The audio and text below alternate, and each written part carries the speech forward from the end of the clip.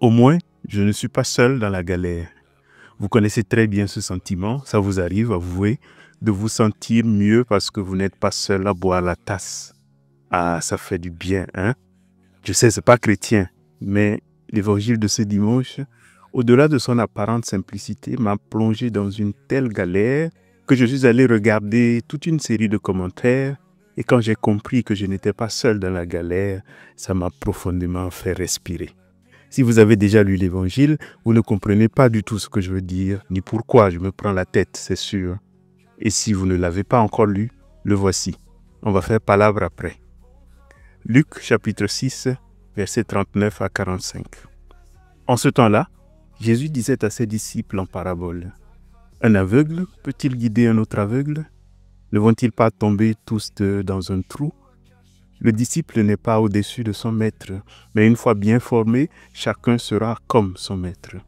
Qu'as-tu à regarder la paille dans l'œil de ton frère alors que la poutre qui est dans ton œil à toi, tu ne la remarques pas? Comment peux-tu dire à ton frère, « Frère, laisse-moi enlever la paille qui est dans ton œil, alors que toi-même tu ne vois pas la poutre qui est dans le tien? Hypocrite, enlève d'abord la poutre de ton œil, alors tu verras clair pour enlever la paille qui est dans l'œil de ton frère. Un bon arbre ne donne pas de fruits pourris, jamais non plus un arbre qui pourrit ne donne de bons fruits. Chaque arbre en effet se reconnaît à son fruit. On ne cueille pas des figues sur des épines, on ne vendage pas non plus du raisin sur des ronces. L'homme bon tire le bien du trésor de son cœur qui est bon, et l'homme mauvais tire le mal de son cœur qui est mauvais. Car ce que dit la bouche, c'est ce qui déborde du cœur. » Voilà donc l'évangile de ce dimanche dans toute sa simplicité. On le connaît et Jésus semble y dire des choses tellement évidentes qu'on n'y pense plus. C'est vrai, un aveugle ne guide pas un aveugle. Et celui qui a une poutre dans son œil est presque un aveugle. Lorsqu'il prétend en guider un autre, soit il se trompe lui-même en se cachant la vérité, soit il va entraîner l'autre dans un fossé, soit sans le savoir, soit exprès, ce qui serait encore plus grave pour lui. Oui, le disciple n'est pas au-dessus de son maître, sinon il ne serait pas disciple. Et il suffit de savoir que le maître dont il est question, c'est Jésus lui-même pour acquiescer à la vérité intemporelle de ce verset.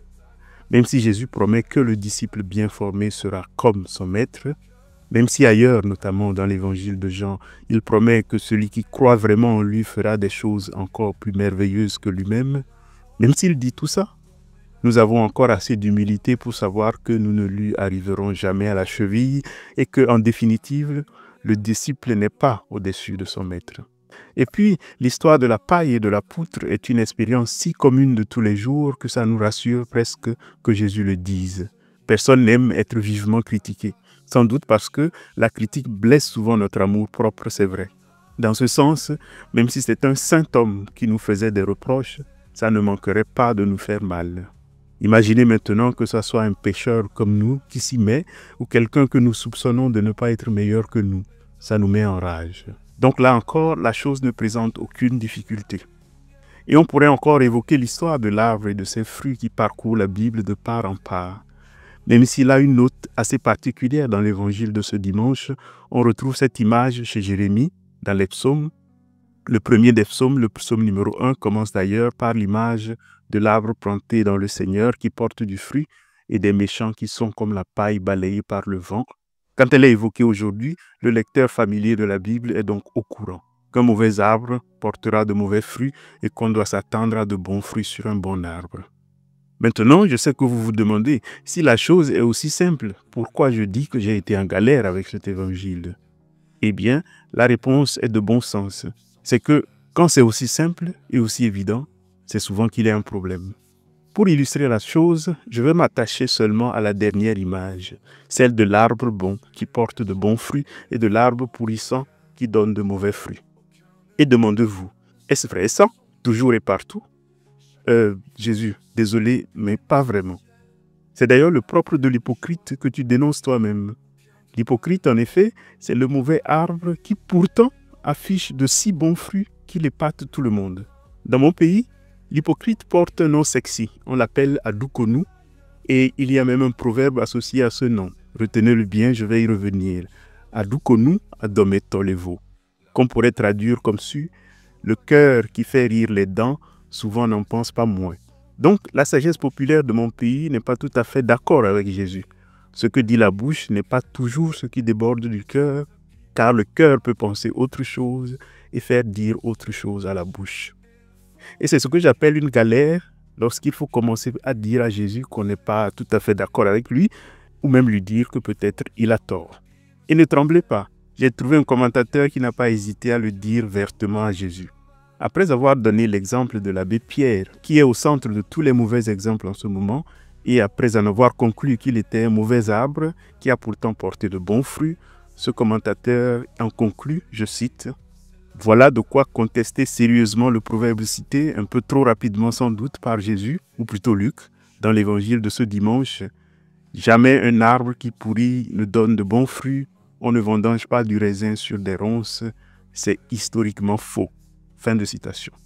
Je n'irai pas jusqu'à dire comme lui que Jésus a tout faux, mais je vous avoue mes faiblesses, j'ai jubilé en lisant ça parce que je me suis dit, bon, au moins, je ne suis pas seul dans la galère. Mais le problème ne s'arrête pas là. C'est que Jésus lui-même, dans la suite immédiate de l'évangile de ce dimanche, le reconnaît. On n'a pas besoin d'aller importer un proverbe africain ou le cas de l'abbé Pierre pour voir la difficulté. Juste après avoir affirmé que ce que dit la bouche est le débordement du cœur, en effet, dans le verset qui suit immédiatement, Jésus réprimande ce dont la bouche dit « Seigneur, Seigneur » et dont le cœur ne suit pas. Reconnaissant par là que ce qui sort de la bouche ne suffit pas pour conclure quant à ce qu'il y a dans le cœur. Mais si ici, il semble distinguer clairement entre le bon arbre et ses bons fruits et le mauvais arbre et ses mauvais fruits, ailleurs, dans l'évangile de Matthieu par exemple, il reconnaît que l'ivraie et le bon grain parfois cohabitent et pendant longtemps avant d'être séparés l'un de l'autre. Bon, tout ça, c'est juste à propos d'une seule des trois images que Jésus utilise dans l'évangile de ce dimanche.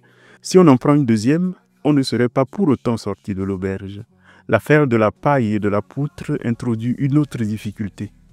D'une part, Jésus semble nous offrir une excuse facile. Chaque fois que quelqu'un me fait un reproche, ça serait très chrétien, très évangélique de lui répondre d'aller d'abord s'occuper de la poutre dans son œil. Mais la plus grande difficulté est encore ailleurs. Elle est si profondément ancrée dans la morale chrétienne que j'éviterai d'entrer dans le sujet aujourd'hui.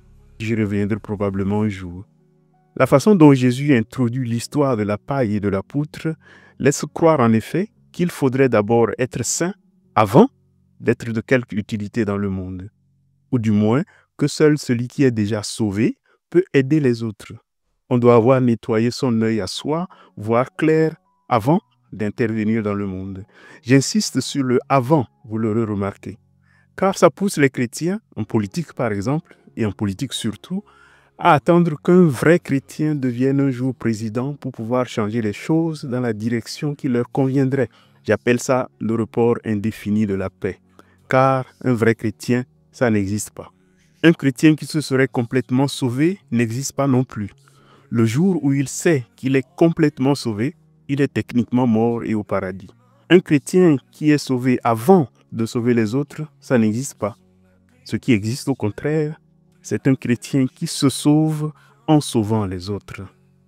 Mais comme j'ai dit, ça serait long de s'y arrêter. Revenons donc au problème au cœur de notre évangile. Revenons à notre galère, car c'est en son sein qu'il nous faut nous trouver une piste. Pour faire vite, je ne dirai pas, comme mon confrère citait tout à l'heure, que Jésus a tout faux. Je pense pour ma part que la chose est plus complexe et à la fois plus simple que cela. On souligne souvent que Jésus parle en paraboles, mais ce qu'on ne souligne souvent pas assez, c'est qu'il utilise aussi des proverbes et beaucoup de proverbes. Quand je rédigeais un texte il y a quelques années que vous pouvez retrouver sur le blog à propos de quelques proverbes de Jésus, « Laisse les morts enterrer leurs morts »,« Qui met la main à la charrue et regarde en arrière n'est pas digne de moi »,« Les oiseaux du ciel ont des nids et les renards des terriers », il m'était apparu que très peu de spécialistes s'intéressaient vraiment à cet aspect de l'enseignement de Jésus. Mais c'est un aspect à considérer à part entière et de façon différente, car les proverbes ont une toute autre façon de fonctionner que les paraboles ou les enseignements directs. Et c'est en faisant la différence qu'on arrive à percevoir et le problème et la richesse de ce que Jésus dit dans l'évangile de ce dimanche. D'abord, un proverbe ne prétend jamais dire toute la vérité. C'est pour cela qu'on peut toujours lui trouver un proverbe contraire. Quand Jésus dit que les oiseaux du ciel ont leur nid et que les renards ont des terriers, on peut aussi dire que certains oiseaux n'ont pas de nid et que ce n'est pas tous les renards qui possèdent un terrier. Mais ça ne veut dire en aucun cas que son proverbe serait faux. Quand dans mon pays on dit que « Adukonu adometolevaux », les dents qui rient n'indiquent pas toujours un cœur qui rit, ça ne veut pas dire qu'il faut se méfier tout le temps de tout ce qui vous sourit. Le proverbe est vrai, mais il ne prétend pas dire toute la vérité du monde en une seule phrase. C'est pourquoi, deuxième caractéristique, un proverbe ne dit jamais quelque chose. Il ne dit rien. Il laisse deviner quelque chose, il laisse deviner un sens. Si vous avez vécu près de personnes qui aimaient les proverbes, pour l'anecdote, j'ai un cahier rempli de proverbes que j'avais demandé exprès à mon père de mettre par écrit avant de s'en aller. Donc, si vous avez grandi auprès de personnes qui aiment ou qui aimaient les proverbes, il vous est déjà arrivé de les entendre prononcer un proverbe, vous n'y comprenez pas grand-chose, mais vous devinez quand même, en rapport avec la situation, l'intention qu'il y a derrière ce qui est dit. C'est le rôle et c'est la fonction d'un proverbe. Il ne décrit pas, il ne prescrit pas, il effleure la situation et laisse pressentir, deviner, imaginer le sens et l'intention de celui qui l'a dit. C'est d'ailleurs pourquoi, dans l'évangile de ce dimanche, on comprend tout de suite ce que Jésus veut dire et en même temps, on ne comprend pas tout à fait. Le proverbe dit autre chose que ce qu'il dit. Il est fait pour que, au lieu qu'on vous dise la chose clairement et directement, on vous le dit indirectement pour vous pousser à vous mettre en marche vous-même, à chercher, à creuser, à deviner, pour faire vous-même votre propre chemin. Bref, à la différence d'un commandement, un proverbe vous laisse le choix. Il vous remet la clé de compréhension dans les mains. Il vous fait collaborer à la production du sens. Les proverbes sont faits de sorte qu'un même proverbe puisse être évoqué dans 20 situations différentes tout en ayant un sens à chaque fois. J'ai lu ce que j'ai pu cette semaine pour me sortir de ma galère. Mais ça serait inutile de les lister tous sans revenir à notre évangile qui est à la fin et par-delà les questions de méthode, ce qui nous intéresse, vous et moi. Je m'arrête donc à ces deux éléments des proverbes pour conclure à la chose suivante. Le pire comme lecteur de l'évangile, c'est de vouloir y chercher toujours et partout des directives claires pour l'action. Jésus n'est pas venu nous indiquer dans le détail ce qu'il faut faire et ce qu'il ne faut pas faire. Ici, par exemple, on s'attend à ce qu'il dise clairement ce que nous devrions faire, on ne le trouve pas et alors on décrète que ce qu'il dit est historiquement faux. Non, catégoriquement non. Et je ne dis pas ça parce que je crois en lui et que je voudrais qu'il ait toujours raison. C'est que je pense qu'il y a des endroits où il dit des choses claires et sans ambiguïté et des endroits où, puisqu'il ne veut pas nous traiter comme des enfants à qui on précise tout, il nous laisse décider la route à suivre par nous-mêmes. Pour ceux qui me suivent déjà depuis longtemps, c'est ce que j'aime appeler la nuit de la foi. Notre expérience chrétienne ne peut pas se faire toujours et partout sous le signe de la lumière, du soleil, où tout est clair et précis. Mais parfois, nous sommes aussi dans la nuit. C'est même notre condition fondamentale. Dans la nuit, sans ressources, sans guide, où Dieu nous manque et il nous faut nous débrouiller au moyen des expériences passées que nous avons faites avec lui et des promesses qu'il nous a faites. Cela dit, quelle route à suivre je trouve dans les 2 ou 3 proverbes de ce dimanche? D'abord, concernant l'histoire de la paille et de la poutre, il n'est évidemment pas question d'être un saint avant de se permettre de faire un reproche à l'autre. Personne n'oserait jamais rien dire et le monde serait terrible. Il n'est d'ailleurs pas question non plus de refuser tout reproche en disant à ceux qui vous font des reproches de s'occuper eux-mêmes de leur poutre d'abord. Nous finirions ainsi par accuser la terre entière d'avoir une poutre dans l'œil et nous serions alors les seuls à n'avoir qu'une paille, ce qui serait une sorte d'orgueil inversé. Quand on regarde ce proverbe de près, il y a une première chose qui saute aux yeux justement. C'est que la révélation se produit au même moment. C'est au moment où je révèle à l'autre qu'il a une paille dans l'œil, c'est à ce moment qu'il me révèle que j'ai une poutre dans le mien. Chacun y gagne donc. Ce n'est pas un jeu dans lequel l'un se croit meilleur que l'autre, c'est un jeu dans lequel chacun repart à la maison un peu meilleur qu'il en était sorti.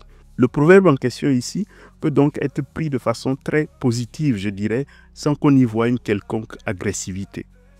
Mais il peut arriver aussi que celui qui fait des reproches oublie cette égalité, la néglige et alors il utilise le reproche comme une façon de prendre le pouvoir sur l'autre, de se montrer meilleur que lui, transformant ce qui devait être un outil d'égalité et de fraternité en un outil de domination.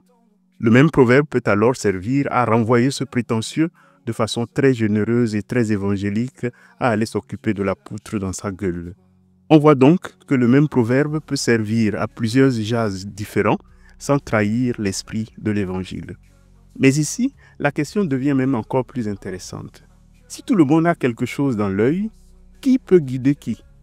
Si dans une certaine mesure, tout le monde est aveugle, il faut alors conclure à une chose: même lorsque nous sommes des guides, nous sommes nous-mêmes des aveugles qui avons la lourde et périlleuse charge de guider d'autres aveugles.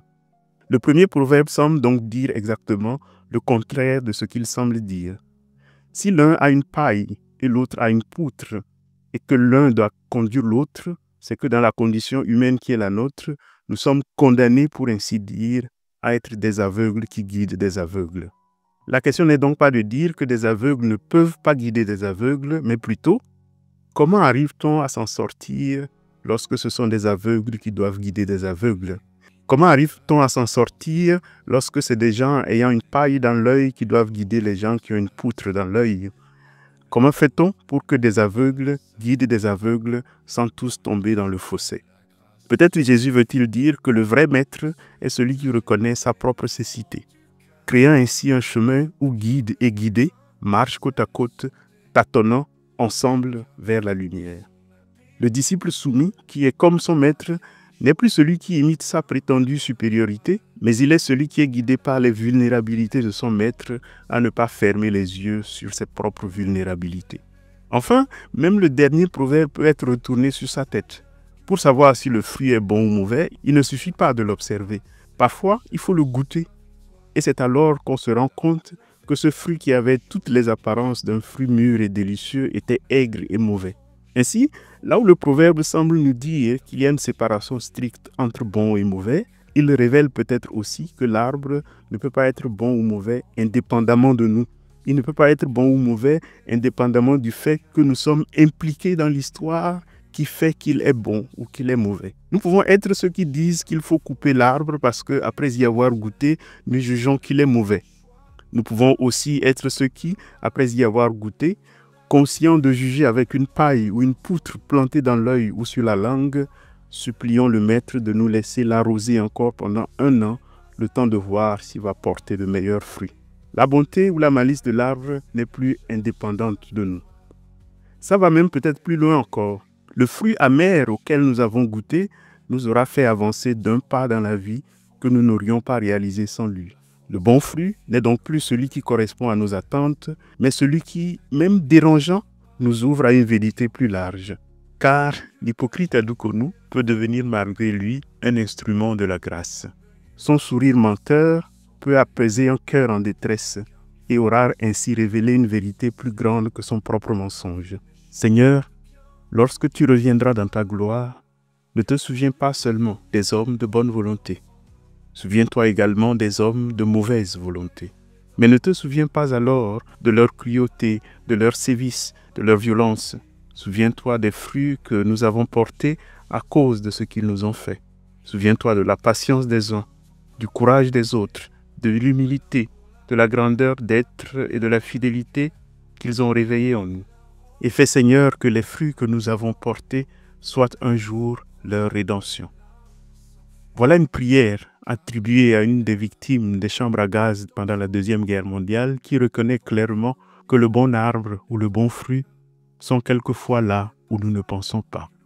Mais pour pouvoir la prier, avouons, il faut déjà avoir un cœur. Voilà jusqu'où, au-delà de nos petits calculs vite faits, l'Évangile veut aussi nous emmener. Les proverbes de Jésus fonctionnent donc comme des mirages. Plus on s'en approche, plus ils se dérobent. Mais c'est précisément dans cette frustration, dans cette galère, que réside leur fécondité. Ils montrent aussi un autre aspect du christianisme, non comme une morale de la cohérence parfaite, mais comme un art de naviguer dans l'incohérence, en acceptant que nos fruits soient parfois le produit de nos pourritures, travaillées par le temps, par les autres et par ce mystère qu'on appelle la grâce de l'Esprit Saint. Là où l'épine et la fleur tiennent ensemble, où les ténèbres et l'aube s'entrelacent, là où l'amour et la peur s'affrontent, châtiment et la grâce se confondent. Ce lieu caché est le fond du cœur. Aucun œil humain ne sait le sonder. Chaque âme y frôle son abîme, son ciel. De là viennent les choix de bien ou bien de mal. Car la lumière et l'ombre dansent en nous. Le bon grain, l'ivraie est dans nos cœurs. Ce n'est pas ailleurs que le combat se livre. C'est là que ta grâce, Seigneur, cherche sa victoire.